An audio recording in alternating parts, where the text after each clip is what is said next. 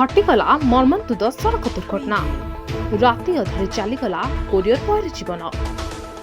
माथिली थाना अंतर्गत सिंगल बेचा छकठारे बस धक्कारे कोरियर बॉयर मृत्यु होइछि।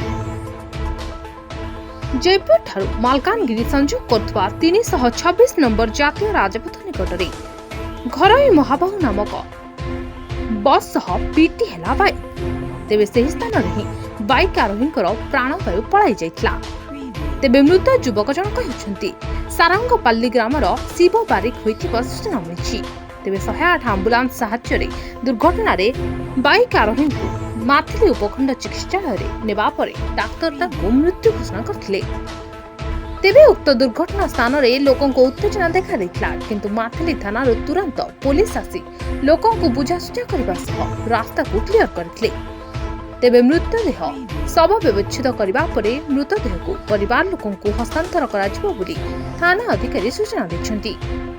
मालकानगिरी अब्दुल गानी को रिपोर्ट द न्यूज टुडे।